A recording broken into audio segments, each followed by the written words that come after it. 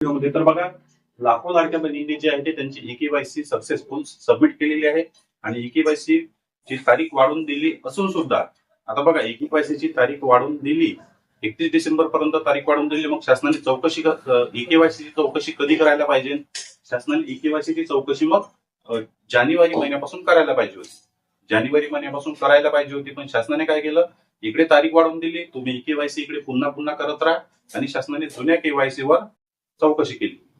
शासनाने काय केलं? जुन्या ई-के-वाय-सी वर चौकशी केली आणि जुन्या ई-के-वाय-सी वर चौकशी करून नोव्हेंबर महिन्यापासून लाडक्या बहिणींचे हप्ते बंद केले. जवळपास 30 ते 40% लाडक्या बहिणींना नोव्हेंबर महिन्याचा 17वा हप्ता दिला नाही, सरसकट बंद करून टाकले. मग काही बहिणी, मी तुम्हाला प्रत्येक व्हिडिओमध्ये सांगत असतो की जर पैसे बंद झाले असेल किंवा तुम्हाला पैसे आले नसेल तर महिला व बाल विकास विभाग कार्यालयामध्ये जाऊन संपर्क करा. आधार क्रमांक घेऊन गेल्यानंतर तुम्हाला माहित होईल त्या ठिकाणी की पैसे का बंद झाले.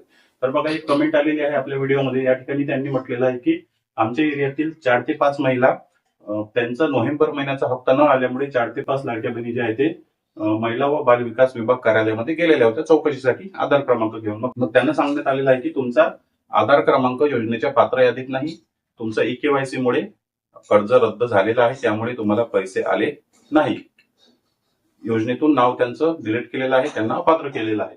त्या बहिणी काय करतात? तर शेतमजुरी करतात, दुसऱ्याच्या शेतामध्ये कामाला जातात. मग सांगा आता, 30 ते 40% बहिणींचे पैसे बंद केले, यामध्ये होऊ शकते काही बहिणी अपात्र असतील, काही बहिणींच्या कुटुंबामध्ये 4 चाकी कार असेल, सरकारी नोकरी असेल, उत्पन्न जास्त असेल, ITR भरत असेल, काही बहिणी भरत असेल, त्यांचे अर्ज अपात्र झाले तर त्यामागे रिझन आहे. पण आता शेतमजुरी करणाऱ्या लाडक्या बहिणी आहेत तर यांचं अर्ज रद्द करण्यामागे शासनाने काय रिझन दिलं? त्या बहिणी त्या ठिकाणी गेल्या तर काहीच रिझन दिलं नाही. सरळ सांगितलं की तुम्हाला अपात्र करण्यात आलेलं आहे, के-वाय-सी तुमची रिजेक्ट झालेली आहे. मग कशामुळे? तर कारण काहीच नाही. आता 30 ते 40% बहिणींचा नोव्हेंबर महिन्याचा हप्ता आला नाही तर अदितीताई तटकरे यांच्याकडून सुद्धा अपडेट आलेली नाही.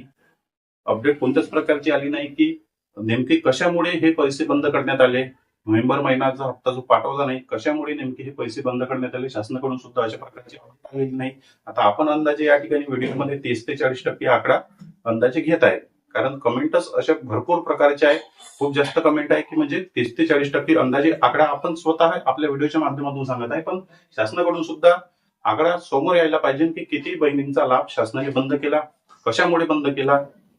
जे अपात्र आहे त्यांचा लाभ जर बंद होत असेल तर हरकत नाही, पण जे शेतमजुरी करणारी लोक आहे, कामाला जाणारे, उदरनिर्वाहासाठी दुसरीकडे कामाला जातात आणि लाडक्या बहीण योजनेच्या 1500 रुपयाच्या हप्त्यामधून काहीतरी ते स्वतःचं पर्सनल काम करतात, मग त्या बहिणींचा सुद्धा आता लाभ बंद केला. त्या बहिणींचा सुद्धा लाभ बंद केला आणि भरपूर खेडेगावातील, शहर भागातील, ग्रामीण भागातील अशा गरजू महिला होत्या की त्यांचा सुद्धा लाभ बंद केलेला आहे, पैसे आलेले नाही.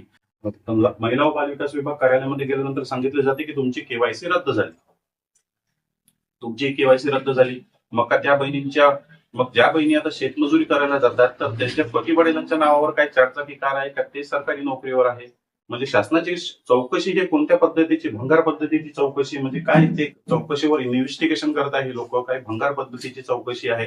म्हणजे एकदम शासनाचं दुर्लक्ष झालेलं आहे या लाडकी बहीण योजनेवर. एकतर नोव्हेंबर महिन्याचा हप्ता लेट पाठवला, त्यानंतर आता त्यामध्ये सुद्धा 30 ते 40% बहिणींचे अर्ज रद्द केले, के-वाय-सीचं कारण दिलं आणि आता डिसेंबर महिन्याच्या हप्त्याची सुद्धा काहीच अपडेट नाही. डिसेंबर महिन्याच्या हप्त्याचा सुद्धा GR आलेला नाही. डिसेंबर महिन्याचा हप्ता कधी येईल याबद्दल अजूनपर्यंत काहीच अपडेट नाही. आता GRच आला नाही तर अपडेट काय येणार? GR आला असता तर आपण सांगितलं असतं की पैसे येईल, पण डिसेंबर महिन्याच्या हप्त्याची सुद्धा अपडेट कोणत्याच प्रकारे आलेली नाही.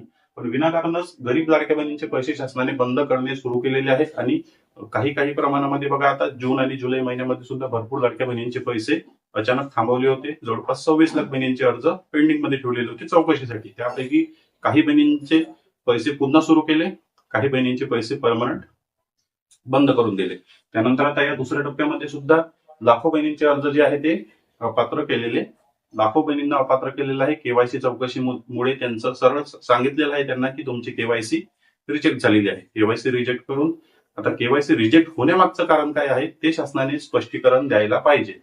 एक तर शासनाने किंवा महिला व बाल विकास मंत्री अदितीताई तटकरे यांनी के-वाय-सी, गरीब बहिणींची के-वाय-सी तुम्ही कशामुळे रिजेक्ट केली याचं कारण शासनाने द्यायला पाहिजे. आता आपल्या व्हिडिओच्या माध्यमातून सुद्धा आपण आवाज उठवणार आहे.